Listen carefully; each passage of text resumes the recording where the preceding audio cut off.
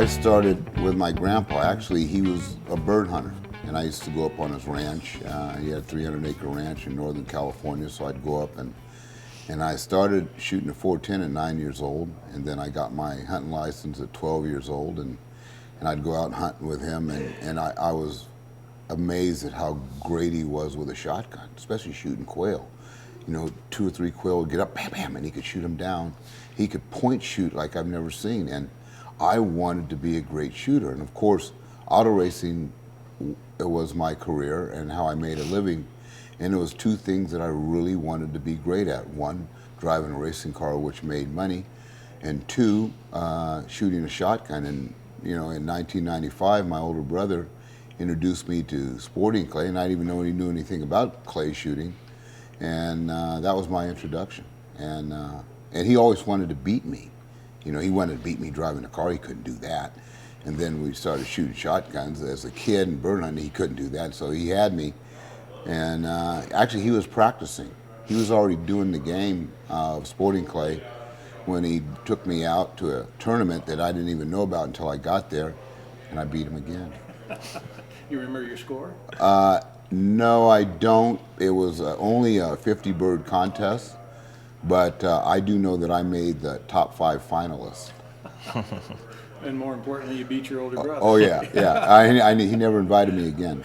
But you obviously kept going. Oh yeah, and it was great because all the race drivers, the Unsers and Ray Hall and Mario Andretti and Michael Andretti, they all golfed. That's what they did. That was their hobby.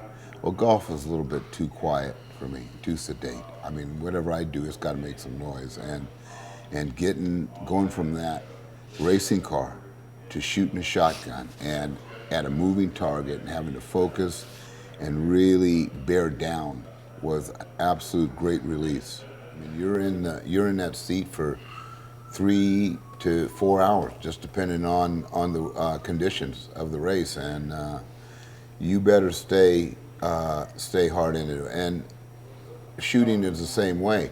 To do 100 targets perfect, you have to be a machine.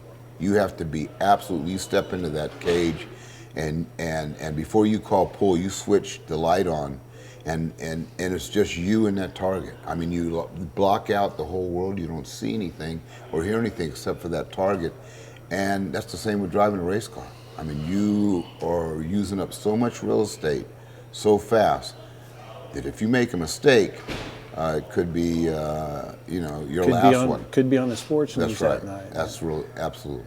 Well, Theo, which would you rather have, a dad that's a race car driver or a dad that shoots sporting clays? He loves it, and I've always enjoyed racing. So, for his career and for him, it's always been like a family thing for our family is racing. Have you tried to racing too? No, not really. I mean, I've had go-karts and stuff like that, and I've never really gotten into it. Just he wasn't really pushing it on me, and I wasn't really pushing myself into it real hard. So it was never like a big thing. And it was his thing. He did it. He was the first of African American to do a lot of motorsports. So that was his deal. I want to make my own name in another career. So now, your uncle didn't invite you to go shoot sporting clays after he couldn't beat your dad, did he? Actually, there's a funny story about that, actually. So at that same club that he had the competition at, I guess I was about 8 or 9 years old, and I went out there one day with them. They were just shooting trap, and saw, I ran a 28 gauge, and we got out to the trap field, and we're sitting, 27-yard line, and Uncle Philip goes, "Oh, let's see if you can hit this." So I got this over and under, rental 28 gauge, and boom, hit it the first time out. Hit like 9 more times in a row, and he gets up there, misses like 4 or 5 in a row. With a new Krieghoff 12 gauge. 12 gauge, yeah. And you weren't invited anymore. I haven't shot with him really since then, honestly. You guys get together at Christmas? Thanksgiving, yeah. Okay. Once a year, Thanksgiving. Didn't completely destroy the relationship. Shooting is not on the table. Yeah, that is not in the subject. Theo, how did you get started shooting targets then? Well, my dad wasn't racing, so as like on the off season, he wasn't racing, so during his off time, he wanted to shoot. So I was 5, 6 years old. He's like, "Oh, come out to the club with me." So, hop in the car, go out there, push a button for him. Obviously that got a little tiring after a while. So around, I'd probably say 8 or 9, I started like actually shooting with him. And not all the time, just go out there once in a while. He was still really focused in racing, so 100% wasn't focused in the shooting yet. So I guess when I was about 14, he was starting to get out of racing a little bit. He was starting to come to his career, his like 25-year career, so a long time. So I started shooting a lot and started getting good, and he saw I was not just like taking it as, I guess, like a game. I really wanted to be good. Anything I do, I want to be like the best at. So we moved to Texas once I turned 15 as a freshman in high school. So I moved to Texas, got a 15-acre ranch out there, and we got our practice facility on that, and just train 3 or 4 times a week, and try to win championships. And what happened down at the Nationals this year? Yep, I won national championship, so it was got the juniors and a shoot off with David Radulovic. Yeah, all the hard work pays off for sure. Nicely done. Okay, Willie, got to have the straight up answer. When you first took him out with you when he was 5 or 6 years old, was it because you wanted to spend time with your son, or because you needed somebody to push the button? Yeah, I needed a trapper. Exactly. I smelled that one coming. I needed a trapper. He was the cheapest. and everything in my family has always been a family thing. My dad, when he was racing, he took me along with him, and so I traveled with my dad as a young kid, and so it was mandatory in our family. You didn't run the streets with your buddies. Whatever your father was doing, if he was working on a job in my family's plumbing company, you were with him. Okay, if you weren't with them, then you were with your grandpa or your uncle hunting somewhere. But you weren't going to be running the streets. You were going to be with the men in the family, learning to do something. So and that was the same. I had that same thought. All right, well, I'm going to go out and shoot, and you're going with me. If I'm racing, then you're going to be with me at the racetrack as well. But it's all about developing a relationship, right? And then learning along the way. And as competitive as I am and was then, he jumped right in. He wasn't going to push buttons long, and pretty soon he started shooting. Then pretty soon he wanted to go after his dad, right? And he'd whipped his uncle, right? And by the time he was 13, 14, he was starting to get me. And then once he turned 16, it was pretty much, he put me out to pasture. Somewhere in there you needed to quit buying shells for him. Yeah. What's it meant to you two, as a father and son, to be able to do this together, to travel to the shoots and spend that much time together? Do you see another venue that would have been possible? Well, I mean, yeah, you could probably do it in racing. The thing about with auto racing is it's so expensive. I mean, you're talking millions of dollars, and to be a competitive shooter, it's nothing like that financially. And and during my career, one thing I learned about was building a brand. You must build a brand. Willie T ribs, I built a brand, and throughout my career, and built a name, and that also builds relationship with sponsors and packaging and so I started packaging the Kid and the Berettas and Winchester Ammunition and Olin's of this world, as well as personal sponsors, have really supported Theo, and it was all about your job. You get out there and do a great job and be a force and be competitive and focus on winning, and then I'll handle the behind the scenes stuff. And for your performance partners and your sponsors. And what gun are you shooting today, Theo? I'm shooting a Beretta 391. Any plans on changing to the 400? Actually, yeah. There's, I got it at the house right now, and That's the wintertime project? Yeah, a little bit. I mean, if it's not going according to plan, if I'm not, on par with my 391, I'm not going to take it out and compete with it. I'm not going to, jeopardize, winning or anything like that. Yeah. With trying to learn a gun right at the very moment. It takes time to do anything. It takes time to learn. Tiger Woods, greatest golfer, it takes him time to learn a different swing. So picking up a new gun, that's a whole different ball game. So we'll see if it works. It works. I haven't fired a shot through it. I'm getting everything done mechanically to it. So we'll see what happens once I pick it up. There's so many similarities with shooting, especially professional. Theo's a professional. He shoots. He's on tour, just like auto racing. Well, in the off season, in racing, you got the engineers creating new components, and the tire, the rubber companies giving you new tires, and you've got all these new components that you're testing in the off season. I mean, soon as the last race is over, you're back in the cockpit, and all the new designs and new technologies coming in that you're in off-season testing. Well, it's the same with shooting, and I treat it that way. Roger Penske, one of the greatest owners ever, if not the greatest, they never shut down, and that's the same mindset that Theo and I have. All right, season's over. Let's get that new shotgun out and get it worked on and balanced and start driving it, right? And see what we like and what we don't like and what changes have to be made. The same with a race car. You shooting a 30-inch barrel on your gun? Yep, 30-inch barrel. Are you a choke changer or? Oh, not really. I mean, if it's like super close, I'll put it in skeet. But other than that, I'm shooting like an 18, which is close to modified. Yeah. So. Willie, how about you? Are you a choke changer? You know what? When I first started, I was all over the map. I mean, it was like changing shocks, for different racetracks, or changing spring rate or wing or spring rates. And after a while, I just said, you know what? I'm going to put one choke in there, and I shoot. And Theo shoots kicks, and we shoot kicks chokes for Chuck Boswell, and they're so good that one choke in, 115 choke, and that's it. And we'll walk them at 80 yards all day long with that. No problem. Now, Theo, as you were developing, did you work with any coaches?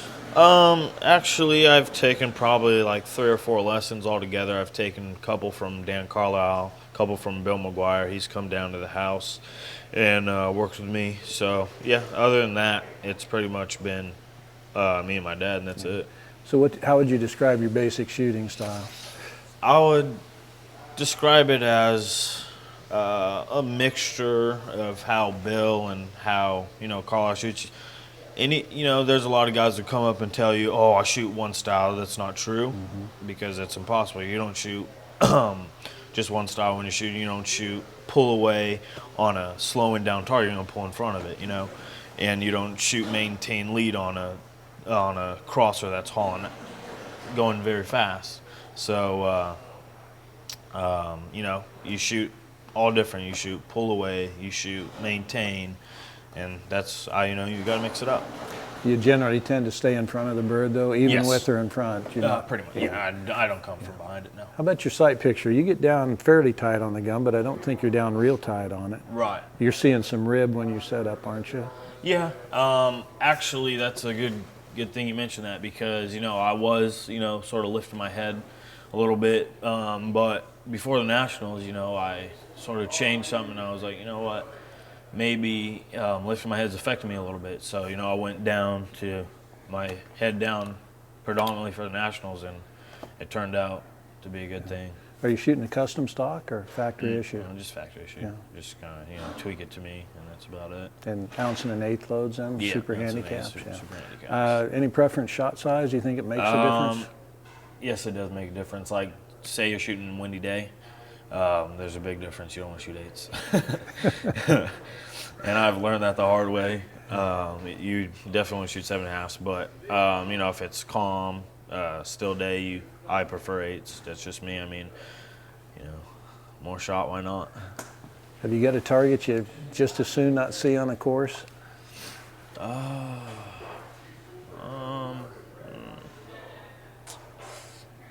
I guess like a slow 20-yard The quartering floppers, target, yeah. maybe a little easy target, but I don't struggle like too much. You know, if I have a problem with a target at a tournament, we'll come back at home, work on it, you know, solve it right then and there, get it fixed. But other than that, I don't, you know, struggle too many.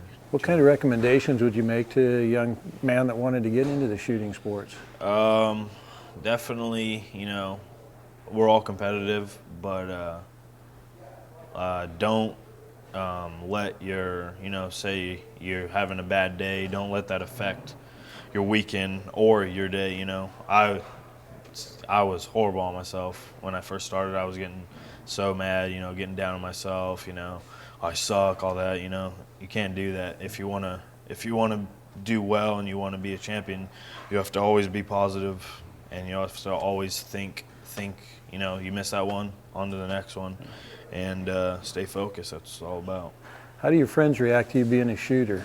You know, they're cool. They've always seen me. I've always taken them out with me and shot with them. So, I mean, I grew up kind of in California and Texas. You know, Texas is more, you know, pro-gun. Mm-hmm. California's a little bit like, you know, lenient on the whole gun thing, or not lenient, strict on guns. But you know, I've always taken my buddies out with me. They've enjoyed it, and I think everyone likes it. You know, when if there's any altercations, you know, it doesn't last long. You know. What is it about smashing these little round things flying through the air that's so gratifying anyway? It's so challenging. Yeah, I guess, it you is, know, yeah. It is I laugh at it. absolutely challenging. It's like a whole bunch of the hottest girls in high school. I mean, the hottest girl in high school is real challenging.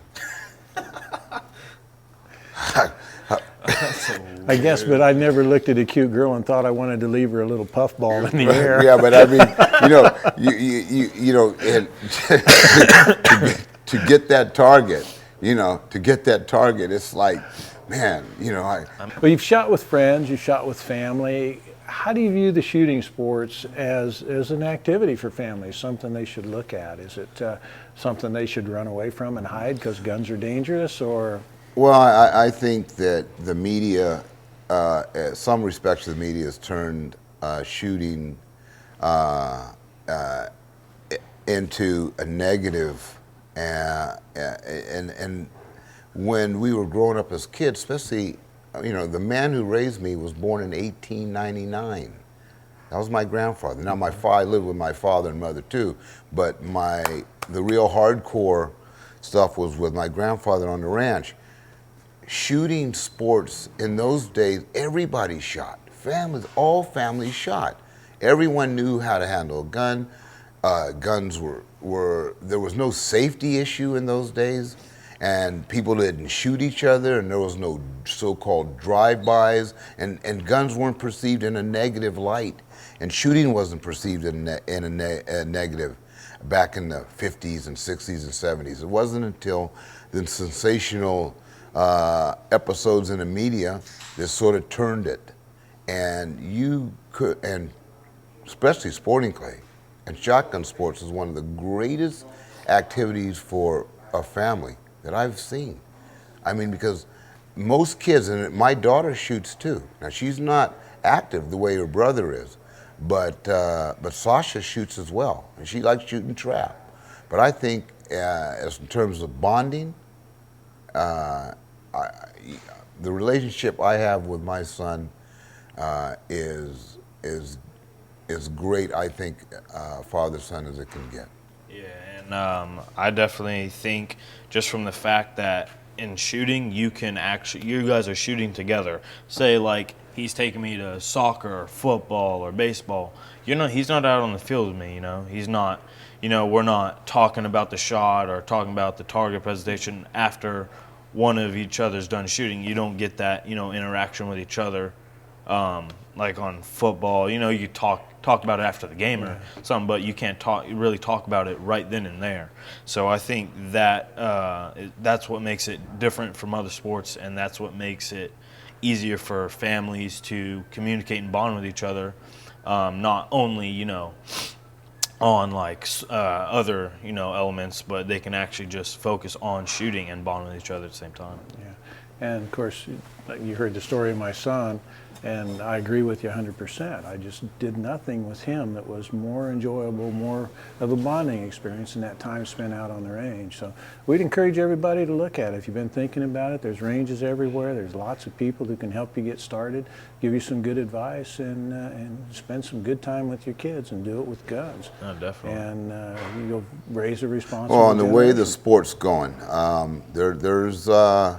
there's new things happening in the sport that is going to allow a young man like Theo to, or a young lady like Ashley Halfley, for example, to look at the sport and look at it in a career, look at it as a career. And I think that that's going to be great for the future. I think, you know, you look at kids now, they go to play basketball in high school and then through college, and it can be a career choice. I see that in the future for sporting clay. Yeah, it's going to be fun to see and to watch it develop. We want to thank you guys today for sharing your time with us. Kind of a special spot in my heart for the father-son aspect of the sport. And of course, you mentioned your dad was the first African-American race car driver. We don't see a lot of African-Americans on the range either. And I'm always glad when I go to a shoot and see you guys there for that very reason. I don't understand that in particular. Well, it's exposure, and it is a great group. I would much rather, and I'm saying, and I don't care what all the other drivers say, I'd much rather hang out with shooters than race drivers any day. Shooters are a lot of fun, great people to hang out with. I mean, you're competing with each other on the course, and then you come back in the clubhouse, and you have, and it's like a party, and everyone enjoys each other, and the great stories. Racing wasn't that way. I mean, the drivers really weren't sweet kissing cousins, and they all got in their own motorhomes, and nobody hardly spoke with each other. And if they did, it was not pleasant. So, I mean, that's the great thing about shooting sports. When I left the IndyCar race in Baltimore, the last race I did, September of this year, I couldn't wait to get to the next tournament.